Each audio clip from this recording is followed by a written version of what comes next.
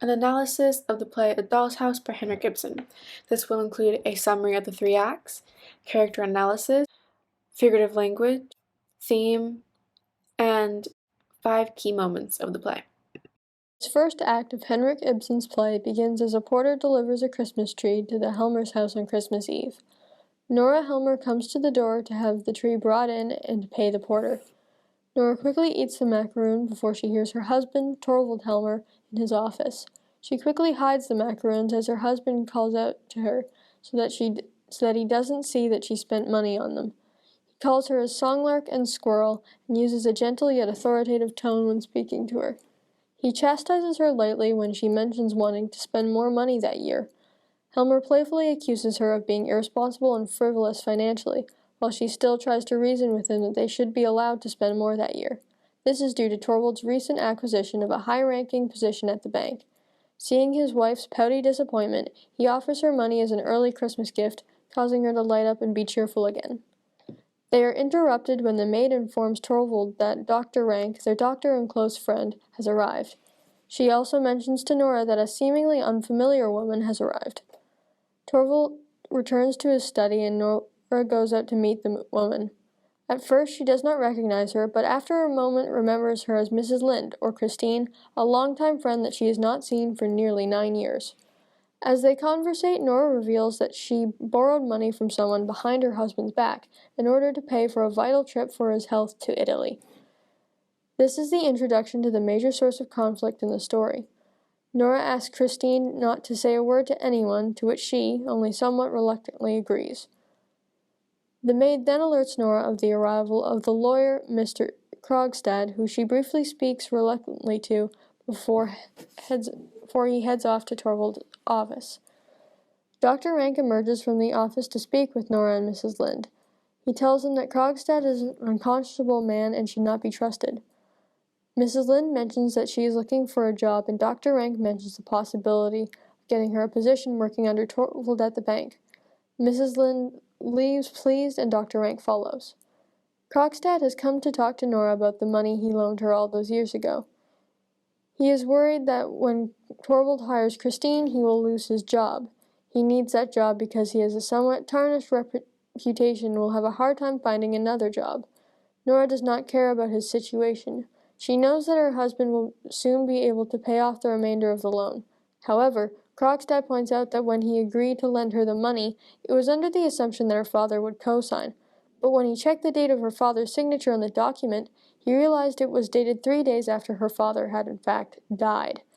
Nora admits that she forged her father's signature, which means she committed fraud. He threatens to tell if she does not help him keep his job, and then he leaves. Her husband returns, having noticed that Krogstad just left. He asks if Krogstad was asking Nora to help him keep his job, and Nora admits he was. Torvald is displeased that Nora would agree to help such a man. Krogstad is known for having forged signatures and evading punishment. Torvald ironically says to his wife that often criminals are known for having mothers who lied. The parents contaminate the children. He leaves the room, and Nora does not know what to think. Act 2 begins with Mrs. Linde coming to visit Nora and help her fix up the costume she is supposed to wear to the party. They talk about Dr. Rank, who Nora says is sick. Mrs. Linde suspects that he is the man that Nora borrowed the money from, but Nora tells her that he is not, although she thinks he likely would give her money if she asked for it, since they are such good friends. Her husband arrives home, so she sends Mrs. Linde off to see the children. She tries to talk to Torvald about not firing Krogstad, but he has already decided due to his ill repute that it must be done. He also does not like the way that Krogstad treats him so familiarly, instead of as a superior. If he did keep him on, Torvald thinks it would look bad that he is caving to the whims of his wife. Therefore, he gives the maid Krogstad's dismissal letter to deliver immediately. Nora is worried about what will happen, but Torvald thinks she is only worried about his reputation, which he finds endearing. Torvald goes to his study to work, and Dr. Rank arrives.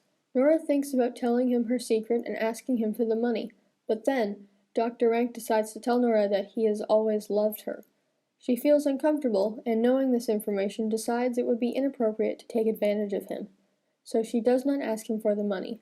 She tells him instead that she has a secret costume that she is working on for Torvald. and asks Dr. Rank to go in and talk to Torvald to distract him. So Dr. Rank exits into the study. Krogstad has since arrived and comes to talk to Nora about being fired. He says that even if she paid him the full amount of the loan, he would not tear up the contract. He wants more than that. He tells her not to think of doing anything desperate, such as leaving her family or committing suicide, which she admits she wouldn't have the courage to do. He tells her what he really wants is for her husband to create a new, higher position for him at the bank. He has written a letter to Torvald explaining the entire situation, including revealing what Mrs. Helmer has done, and he expects that Torvald will give him what he desires. Krogstad drops the letter in the mailbox as he leaves. Mrs. Linde re-enters the room after having worked on Nora's costume. Nora tells Mrs. Linde about the letter in the mailbox, and she realizes that it is Krogstad who loaned Nora the money. She asks Mrs. Linde to help her get the letter back. She wants her to go to Krogstad and convince him to ask for his letter back from Torvald before Torvald reads it. Nora tries to distract Torvald by asking him to help her practice the tarantella, the dance she is supposed to perform at the costume party.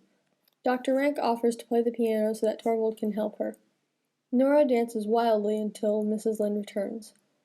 Nora tells Torvald that he shouldn't do anything but help her until the time of the party. He soon realizes that she is trying to keep him from the mailbox. When he finally leaves the room, Mrs. Linde tells Nora that Krogstad has left town and won't be back until the next evening. So she wrote him a note. This is in hopes that she is able to dissuade him, stating that there was a point in time where he'd do anything for her.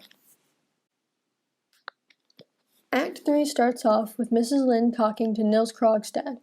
It is clear that they had previously had a relationship that she was forced to break off in order to marry another man who could support her family.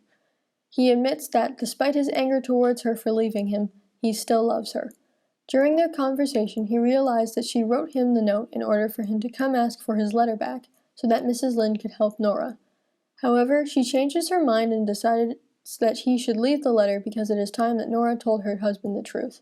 She also reveals that she would like to get back together with Krogstad and help him raise his children. Krogstad responds that he's never been this happy in his life, and he leaves. Mrs. Linde stays long enough to say hello to Nora and tell her that the letter is still there and Nora needs to tell her husband about the loan. Then she too leaves.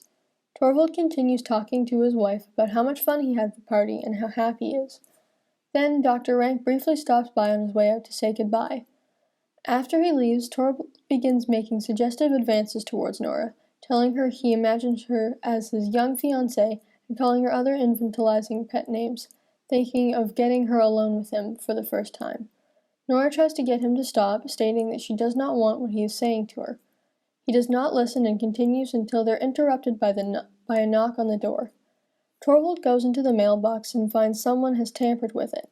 He finds a calling card from Dr. Rank with a black cross above his name. Nora tells her husband that this symbol means that Dr. Rank has decided to lock himself up until he dies. Her husband decides to go off and read his letters while Nora prepares to leave without his knowledge. Suddenly, he bursts back out of his study. Nora proclaims that she won't let him save her. He can't believe what she's done and blames her father's loose principles. Torvald claims that Nora has ruined his happiness and he can no longer trust her to raise their children. Nora threatens to kill herself, but he says that this act would not help him in any way. A maid then enters with a new letter from Krogstad. Torvald reads this letter, which says that Krogstad is sorry, he's had a change of heart, and he's returning the original note. Torvald proclaims that he's been saved, tears up the contract, and throws it in the fire. He then announces that he forgives his wife, who clearly needs more guidance and advice than he realized. Nora tells him to sit down for a serious conversation, which she then realizes they have never had before. She explains that Torvald has never understood her or really loved her the way that he should have. He treated her like a doll, just the way her father did. She has realized that she needs to grow up and figure things out for herself. Therefore, she has decided to leave. Torvald tries to reason with her, telling her that she can't leave her children or her husband. What will people think? He says. However, Nora can't be concerned with those things. She needs to focus on herself. In the end, she has realized that she does not really love Torvald. When he had the chance, he did not step up and try to protect her the way he said he always would. She decides she can't live with someone she now sees as a stranger, so she gives him his ring back and says that he no longer has any legal responsibility for her. When he asks what could happen to make her return, she says they would both need to change. Torvald begs her to stay, but nevertheless, she leaves. Next, I'll be analyzing characterization of characters in A Doll's House by Henrik Ibsen. So, in this play, there are 5 characters, mainly. There's Nora Helmer, Torvald Helmer, Kristine Linde, Nils Krogstad, and Dr. Rank. So the first slide, I'll be doing Nora Helmer's characterization. So she is described as a beautiful young woman, weak, unassertive, dependent, naive, and childish. And she has the perfect life, perfect face. She's like the it girl. Has a little bit of spending problem. And she's cunning yet innocent, timid and insecure yet extremely courageous. She's defenseless yet fiercely independent, manipulative and secretive at first, but bold and dark at the end. Like when she realized the realization in the Act 3. She's the protagonist, also dynamic character, and a very complex character as well. So for the evidence, I chose the quote or text from page 110 by Torvald, saying, "Has my little spending bird been out flittering money again?" Nora: "After all, this is our first Christmas. We don't need to save. Surely we can borrow in the meantime." This quote shows that Nora has spending problem. The next evidence will be by Nora, saying, "Yes, as you wish, Torvald." This shows that how woman or Nora is powerless, and she always has to do whatever her husband Helmer said. For the third one is when Nora clapping hands before speaking, when she's happy, and when she hides macaroon from her husband Helmer. This shows that how her action is like childlike, how child-minded or childlike she is. And last but not least, this evidence is from Mrs. Linde, when she said, "How sweet of you, Nora, to be eager on my behalf, doubly sweet of you, when you know so little of life's burdens and hardship of yourself," on page 119. This shows that, as you can see, Mrs. Linde described Nora as a sweet girl. So she is probably a sweet girl and probably naive, and probably also she doesn't know anything about, outside world, and not experienced as Mrs. Linde is. For the next character analyzation is Torvald Helmer. He is a man who works hard to keep his reputation as a respectable businessman. He has a great job reputation, a great stylish house, a wonderful wife, and 3 lovely children. So he has this perfect ideal family in the 19th century. So at first glance, he may appear as, as I said, the ideal family, ideal man, and value his family the most, but he's actually dominating, egoistic, selfish, judgmental, and hypocritical in men. He has this sense of pride in himself, like high pride of himself. For the evidence, I chose the text from the page 178 by Torvald, saying, "Be quiet. You've inherited all your father's previous attitudes. No religion, no moral, no sense of duty. Or how I've been punished for turning in blind eye to him. I did it for your sake, and this is how you repay me." So this text shows how disrespectful and selfish Torvald is, and really mean. And also shows like how Torvald thinks that he deserves the best in everything. Like maybe he's thinking he deserves a great wife because of his job, or maybe because of how manly he is. For the next evidence would be again by Torvald on page 137, saying, "My little songbird must never do that again. A songbird needs a clean beak to chirp with, never false note. Isn't that how it should be?" Yes, that's what I thought. This text shows how Torvald is controlling and, has the man power that woman can't do anything about. It also shows how Torvald expects Nora to act in certain ways, or maybe act what he wants her to act or behave. Next will be Nils Krogstad. He is unscrupulous, dishonest, and unsympathetic and selfish man. And he is painted as typical villain, cruel, devoid of morals. So he's antagonist.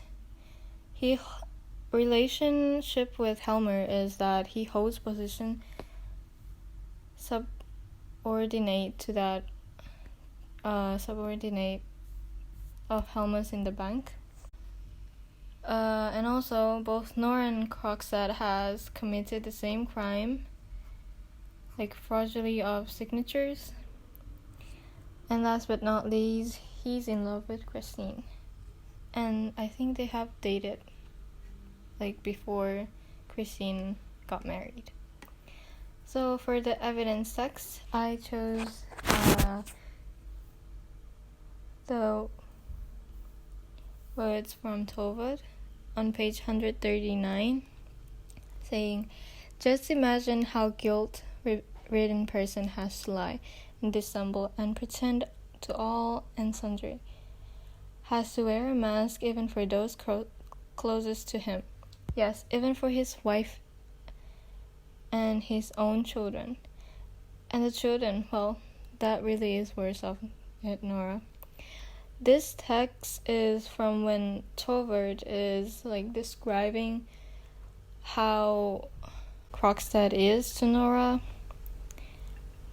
Yes, and also other texts. "And yet this Krogstad has gone about his home year in year out, poisoning his own children with lies and hypocrisy. That's why I say he is morally destitute." So these two lines shows and describe what Krogstad has done in the past, and because of that, he become what he is in the present.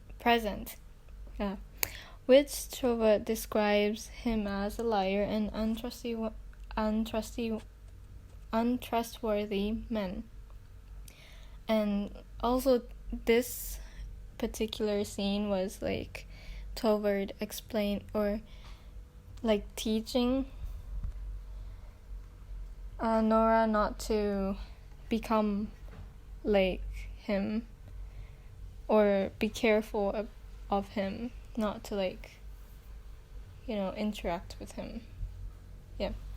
So next character, I'll be analyzing Kristine Linde. She's a widower who married for money.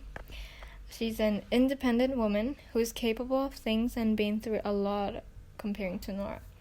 so she knows the outside world, knows more. As a woman, she has pale skin and I think thin body, and she's also old.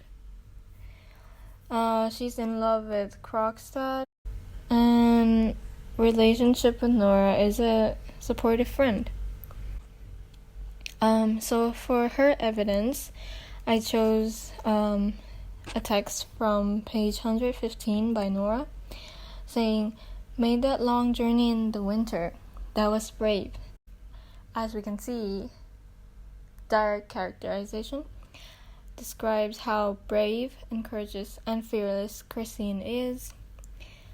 The next will be by Nora, saying, "Tell me, is it really true that you didn't love your husband? Why did you marry him then?" And Miss Linde continues with, "My mother was still alive, and she was bedridden and helpless. And I also had my 2 younger brothers to care for. I didn't really see how I could justify declining his offer." On page 118. So this shows the reason why Kristine got married, or why she had to marry for money. For the next will be describing or showing how lonely she is as a widower. I got the evidence from the page 119 by Mrs. Linde, saying, "No, Nora, just unspeakably empty, with nobody to live for anymore." So this empty is the key word. Describes how, she's lonely and she needs a job to keep her company. And last but not least, this is, I think, Nora's saying, "Yes, you've got your old face again now. It was just in the first moment. You've grown a little paler, though, Kristine, and a little thinner, perhaps." This, as you can see, is a direct characterization describing Kristine's appearances. For the next character, or last character, is Dr. Rank. He's an unmarried and lonely man, yet he is the one only who does not think about what others think of him. And he shows stoic acceptance of his faith. Like, he got some, disease, and he is dying, but he just accepts his fate and move on. Unlike Nora and Torvald, they don't accept their fate, or they panicked and they say mean things to each other. And Nora finally realizes the reality.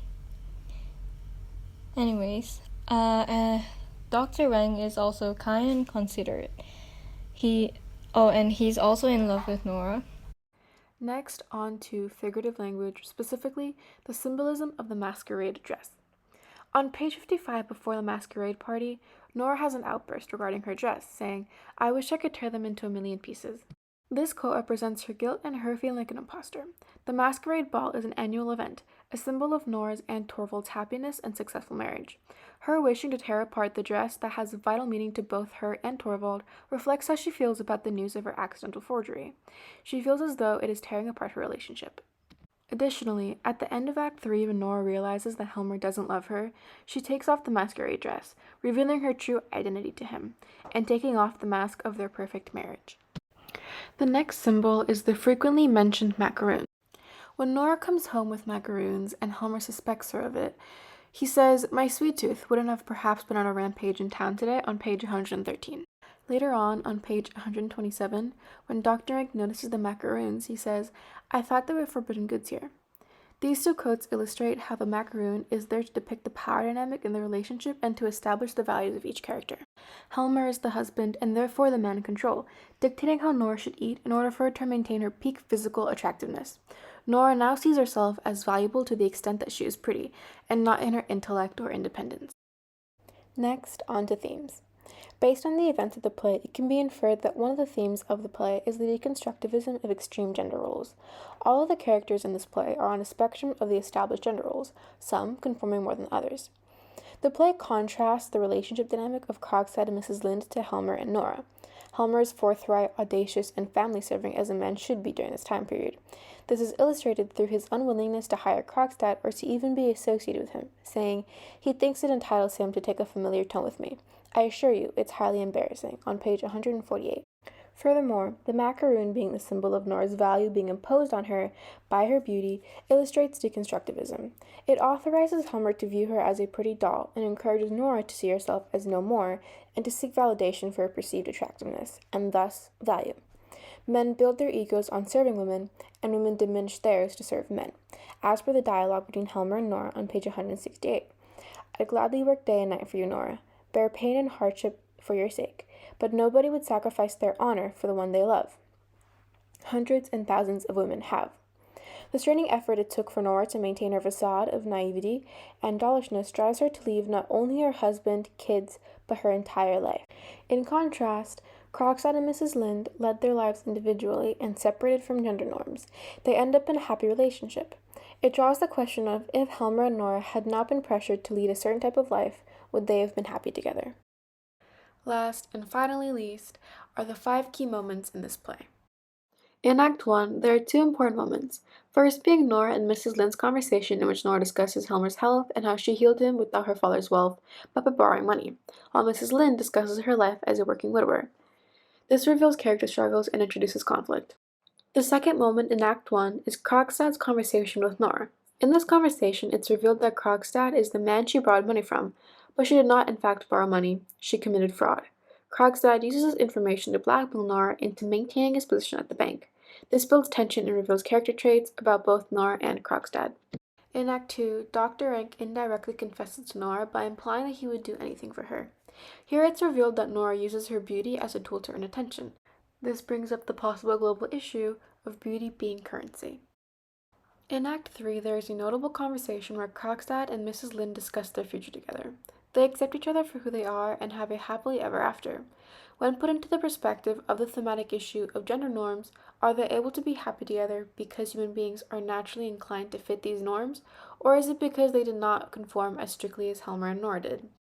The final key moment, also in Act 3, is the last scene of Nora and Helmer's fallout. Nora decides to leave her kids and Helmer despite that being not only atypical but frowned upon at the time for women. She does it to pursue her own happiness and find independence. This is notable not only because it is the resolution, but because this breaks gender norms and marital expectations.